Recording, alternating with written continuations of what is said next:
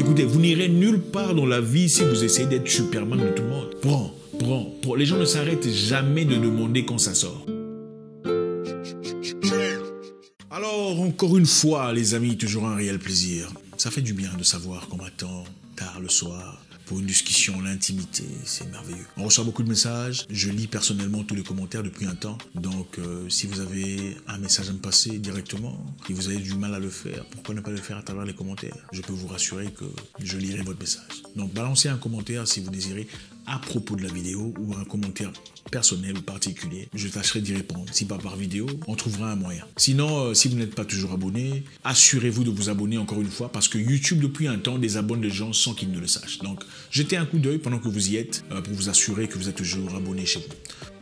Voilà, on y va. On va répondre très rapidement à un message. On a reçu un message très intéressant venant d'un jeune qui voulait savoir pourquoi il a du mal à économiser son argent. Je pense que nous avons tous déjà été confrontés à cette situation très difficile et désagréable de ne pas être à mesure de sauvegarder, de maintenir son argent au moins jusqu'à la fin du mois, n'est-ce pas? Donc voilà, on va essayer de voir et on va aller ensemble dans une réflexion emphatique, essayant de trouver quelques solutions. Je vais vous raconter une petite histoire. Il y a un ami à moi, un proche, très ambitieux, très courageux. Déjà à l'époque, pendant que nous on gagnait rien, lui, il avait quelque chose. Il avait un salaire qui venait, mais il avait des projets d'avenir, des projets de construction, de développement. C'est un garçon très intelligent, le seul à avoir vraiment donné du temps, consacré son énergie à développer son intelligence et ses capacités. Mais à partir de ce moment-là, puisque vous savez, très généralement, dans beaucoup de familles en Afrique, il était devenu la personne vers qui tout le monde se retournait. Toutes les difficultés de la famille étaient gérées par lui, sur le plan financier. Bien qu'il soit le cadet de sa famille, c'était la personne vers qui on se retournait parce qu'il était en Europe. Il faisait plusieurs boulots à la fois, parti aux États-Unis. C'était un peu compliqué pour lui, parce que finalement, le plus clair de tout ce qu'il gagnait rentrait en Afrique, pas pour lui-même, mais pour gérer les problèmes d'autres personnes de sa famille. Donc à chaque fois qu'il y avait des difficultés, sa tante par exemple avait toujours des problèmes. Je connais parce que c'est quelqu'un de très proche et c'est toujours lui qui envoyait de l'argent pour gérer. Ah, ma maison, il y a la pluie qui...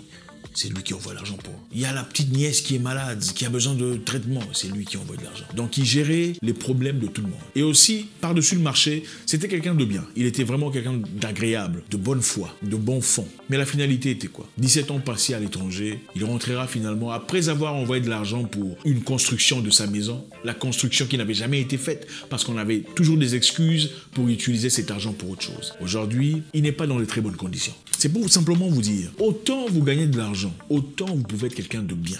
Il arrive un moment où il faut savoir freiner. Parce que la plupart des gens, dès qu'ils gagnent leur salaire, ils ont ce syndrome de Superman. Ils veulent résoudre les problèmes de tout le monde. Ce n'est pas votre responsabilité, pas nécessairement. C'est vrai que vous ne pouvez pas tourner face à un problème auquel est confronté votre papa ou votre maman ou votre frère direct. Mais ce n'est pas à vous de résoudre les problèmes de tout le monde dans votre famille. Écoutez, vous n'irez nulle part dans la vie si vous essayez d'être Superman de tout le monde. Les gens ne s'arrêtent jamais de demander quand ça sort. Et écoutez-moi, on peut vous présenter des problèmes compliqués disant il y a l'enfant qui est en train de mourir. Si vous dites que vous n'avez pas d'argent, cet enfant-là ne mourra pas, curieusement. Parce que généralement, on a l'impression que qu'en donnant, on va sauver la vie de cet enfant. Dans des cas très rares, c'est vrai. Mais chez nous, en Afrique, dans la plupart des cas, on te dira que l'enfant est en train de mourir, donc si tu ne participes pas, l'enfant mourra. Mais vous gardez votre calme pendant un petit moment. Vous reverrez l'enfant dans une semaine en train de jouer. Soyez un peu égoïste. Pensez à vous. C'est ça le message, le tout premier. Pensez à vous. Vous avez des projets de vie, de projets d'avenir, de construction, de développement. Vous n'arriverez jamais à l'accomplir si vous êtes toujours celui qui fait la mère Teresa. Prends. La deuxième raison pour laquelle je pense que vous avez du mal à sauvegarder votre argent ou à épargner, c'est ce que j'appelle le syndrome de Jay-Z. Ouais, c'est drôle, Jay-Z le musicien. C'est-à-dire, quand on gagne son salaire, qu'est-ce qui se passe? Généralement, on a l'impression de devenir Jay-Z.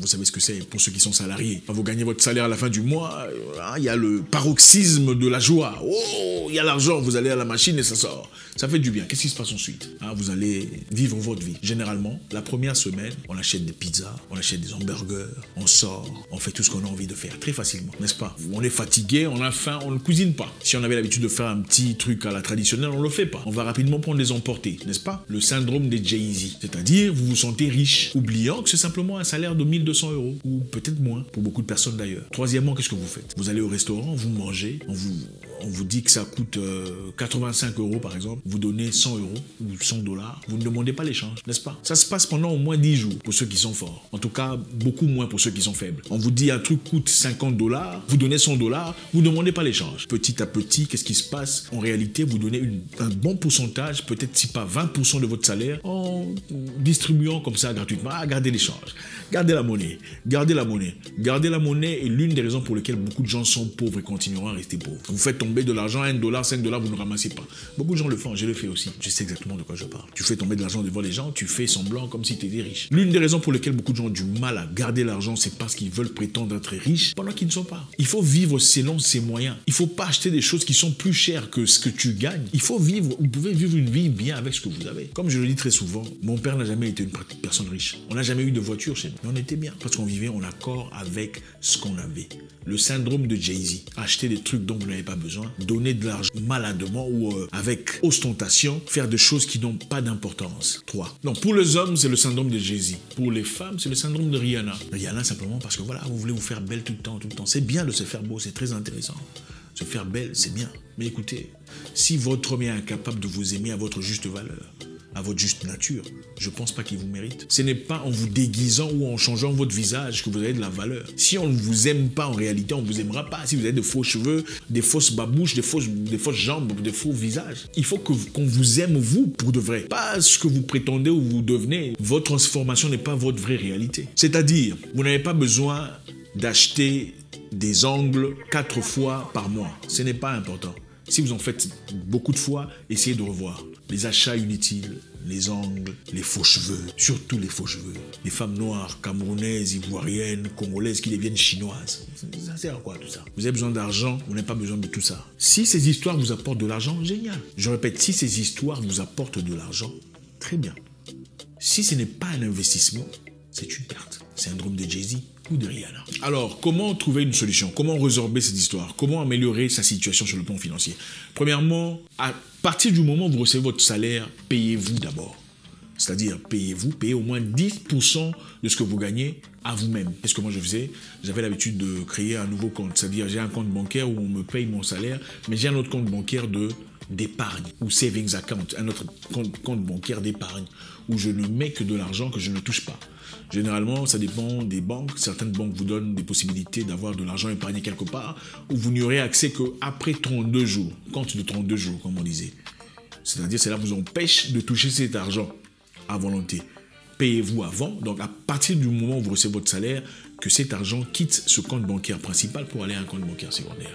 Comme ça, le reste de l'argent sera géré à travers vos factures, à travers vos paiements, votre loyer et tout le bazar. 5. En parlant de vous payer, ne faites pas confiance en vous-même. Ne faites pas confiance en votre bonne volonté. Faites ça automatiquement. C'est-à-dire demandez à la banque, à partir du moment où vous recevez votre salaire, de transférer 10% dans un nouveau compte bancaire. Puisque si vous vous dites de le faire manuellement, qu'est-ce qui va arriver? Vous le ferez le premier mois, vous le ferez encore peut-être le second mois. Mais à partir du 3e, 4e, vous allez vous fatiguer. De votre compte bancaire principal à un nouveau compte bancaire. Faites un tracking de vos dépenses mensuelles. Ça, je devrais d'ailleurs le dire premièrement, principalement.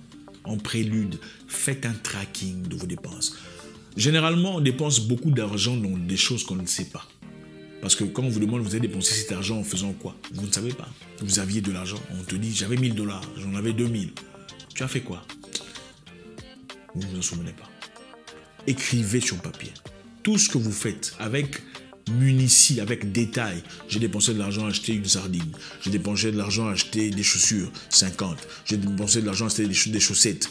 J'ai acheté de la pâte dentifrice. Écrivez tout ce que vous dépensez sur papier. Répertoriez-les pour savoir. À la fin du mois, ça sera plus facile. En regardant le bout de papier, vous saurez, j'ai dépensé autant en ça. Ouf! Je dépense beaucoup d'argent à m'acheter des produits cosmétiques. Hein. C'est comme ça que vous identifiez. Je dépense beaucoup d'argent à m'acheter des unités ou des crédits pour le téléphone. J'ai appelé qui? Rien d'important, personne d'important. Qu'est-ce que j'ai gagné à travers ces appels téléphoniques? Peut-être pas grand-chose. C'est à partir de ça que vous savez qu'est-ce qu'il faut faire. C'est à partir de ce papier que vous saurez qu'est-ce qu'il faut couper, qu'est-ce qu'il faut retirer de cette liste mensuelle. Parce que, écoutez, on dépense tous de l'argent dans des choses sans importance. Qu'on le veuille ou pas. Et souvent, on a l'impression de dépenser de l'argent dans des choses qui ont de l'importance. Mais donc, la vraie réalité est que nous dépensons beaucoup d'argent dans des choses qui n'ont aucune importance. Dans de très petites choses, du chocolat, des unités, des mégabytes, des faux ongles, maquillage, montres, chemises. Très souvent, on n'en a pas besoin. À partir du moment où vous écrivez ce que vous dépensez, vous savez comment identifier qu'est-ce qu'il faut réduire.